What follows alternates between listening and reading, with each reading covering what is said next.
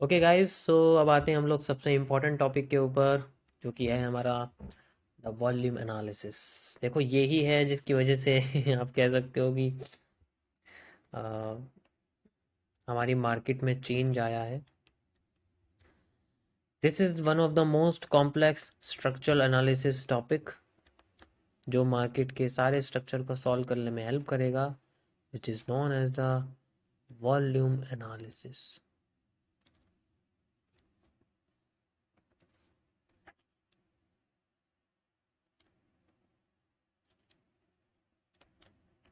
देखो, मैंने इस पे अपनी लाइफ में सबसे ज़्यादा रिसर्च करी है, जितनी हो सकती थी उतनी करी है।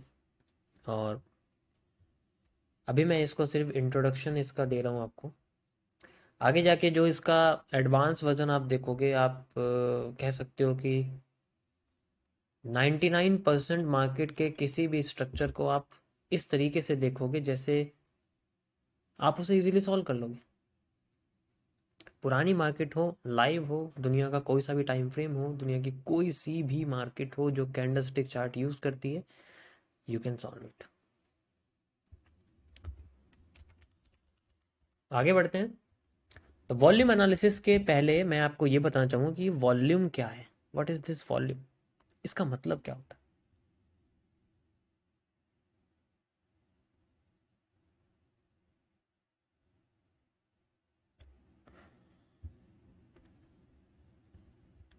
वॉल्यूम एक तरीके का आप कह सकते हो कि अमाउंट होता है, जिसे हम लोग मनी कहते हैं। लेकिन ये मनी में कैलकुलेट नहीं होता। ये मनी में कैलकुलेट नहीं होता। इसे कैलकुलेट किया जाता है कॉन्ट्रैक्ट्स में। कॉन्ट्रैक्ट्स यानी कि किसी भी हिस्से को जब ऑनलाइन या डिजिटल लिस्ट करा जाता है तो वो दो पार्ट में डिवाइड होता है। एक होता है उसकी रियल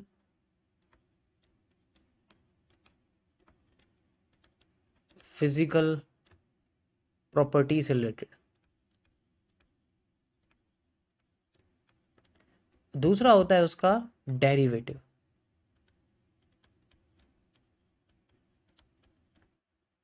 देखो, जो 70% मार्केट है, रिटेल मार्केट जो होती है, रेदर देन स्टॉक मार्केट, वो डेरिवेटिव पे चलती है।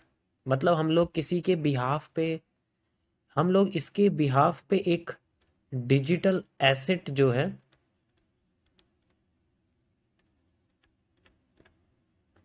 जैसे रियल फिजिकल प्रॉपर्टी का मतलब है, जैसे मैं आपसे कहता हूं लाइक गोल्ड। तो जो आपके पास गोल्ड है वो रियल वैल्यू में, वो फिजिकल सिक्कों में है, बिस्किट्स में है। ठीक है। और वहां पर किलो के हिसाब से अमाउंट नहीं होता, वहां बिस्किट्स के हिसाब से अमाउंट होता है, क्योंकि बिस्किट्स में एक फिक्स वैल्यू होती है जो यूनिवर्सली एक्सेप्टेड। अगर मैं आपसे बोलता हूँ कि आप ये लो, ये 1 सेंटीमीटर का मैंने कपड़ा दिया है, आपसे बोला है कि ये 1 सेंटीमीटर है, और आप किसी भी दुनिया के किसी भी हिस्से में जाके ये बोलते हो कि ये मुझे 1 सेंटीमीटर का बोला, आप इतना जो है ये हिस्सा बना के दे दो, कोई भी। मैं आपसे कहता हूँ चलो, एक कागज है, और मैं आपसे कहता हूँ कि आपको क्या करना है, ये कागज ले जाओ और दुनिया में जाके किसी भी हिस्से में जाके बोलना कि आप 1 सेंटीमीटर का हिस्सा इसमें से काट दो। आप दुनिया के किसी भी कंट्री में किसी भी हिस्से में चले जाओ, आपको वो उतने ही सेम साइज का काट के देंगे, क्योंकि जो सेंटीमीटर है वो यूनिवर्सली एक्सेप्टेड है। वो साइज सब जगह सेम होगा। ऐसा ही गोल्ड्स के साथ होता है, ऐसा ही रियल फिजिकल प्रॉपर्टीज के साथ होता है। जिस चीज का शेयर्स हमने लिया है उसकी उसकी एक फिक्स साइज होता है, उसकी फिक्स वैल्यू तो नहीं होती, लेकिन उसकी डेरिवेटिव जो होता है वो अलग होता है। डेरिवेटिव एक अलग चीज होती है। आप उसकी बिहाफ पे कोई चीज ले लो।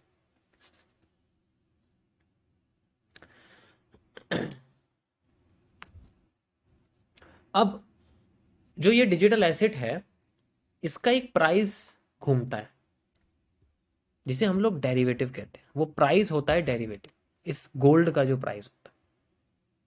हम उस पर ट्रेड करते हैं।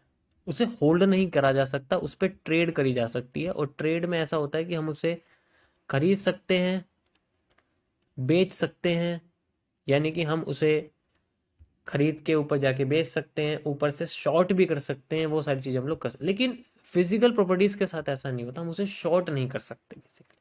हम तो या तो उसे खरीद सकते हैं, या तो वो हमारे पास होगी या वो हमारे पास नहीं होगी, दैट्स इट। इसके अलावा तो और कुछ है ही नहीं उसके अंदर। तो यहाँ पर जो वॉल्यूम होता है, जो चीज़ मैंने आपको बताया, जो रियल फिजिकल प्रॉपर्टी होती है, वो या तो होती है या नहीं होती है। तो ऐसे में सिर्फ एक ही तरीके का वॉल्यूम जनरेट होता है, जिसे मैं बोलता हूं होल्डिंग वॉल्यूम। मेरे पास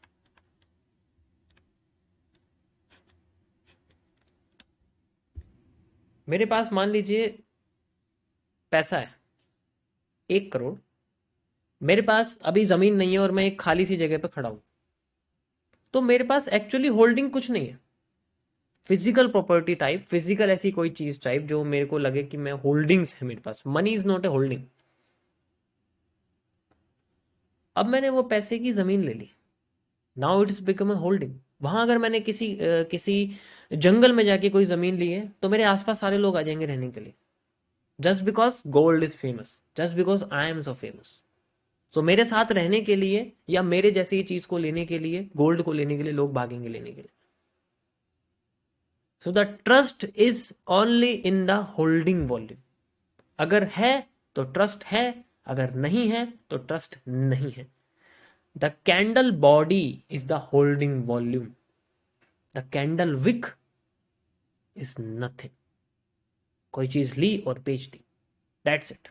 इसीलिए हम उसको फेक जोन कहते हैं। कैंडल की विक ही आपकी फेक जोन है, कैंडल की बॉडी ही आपका होल्डिंग वॉल्यूम है। जितनी बड़ी बॉडी होगी उतना बड़ा होल्डिंग होगा, जितनी बड़ी बॉडी होगी उतना बड़ा volume. So the candle body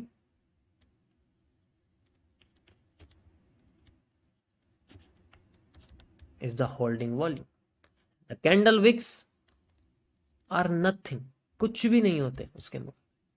अगर मेरे सामने कोई ऐसी कैंडल बनेगी तो मैं उस पर ध्यान नहीं दूंगा, क्योंकि उसके पास बॉडी नहीं है, उसके पास होल्डिंग्स नहीं है, वो सारी चीजें बेच चुका है। जो उसके पास बचा है वो सिर्फ इतना है, ये दिख रहा है।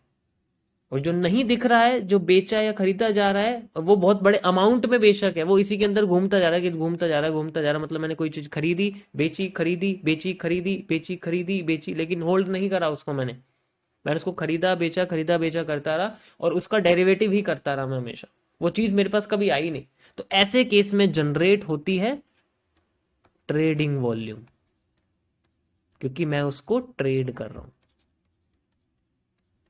और जब मैं उसको ट्रेड कर रहा हूं, तो यहां पर खरीदा बेचा, खरीदा बेचा, खरीदा बेचा, खरीदा बेचा, खरीदा बेचा, ऐसे होता रहेगा। और जब जैसा होगा और एकदम से मैंने थोड़ा ज्यादा खरीद लिया, तो मेरे को ग्रीन हिस्सा दिखेगा, it means I have a holding, that makes a hammer. तो इसमें होल्डिंग वॉल्यूम जो होगा वो सिर्फ इतना होगा। जैसे मान लीजिए इस हैमर का साइज मैं आपसे कहता हूं कि 100 पॉइंट्स का है, इसमें से सिर्फ 20 पॉइंट्स की ही बॉडी है, तो मेरे पास होल्डिंग सिर्फ 20 पॉइंट्स की है, बाकी का 80% मैंने खरीदा बेचा करा है। अब ये जो 80 पॉइंट्स हैं, ये बेसिकली सीधे नहीं है कि सिर्फ 80, हो सकता है इसमें मैंने 10 बार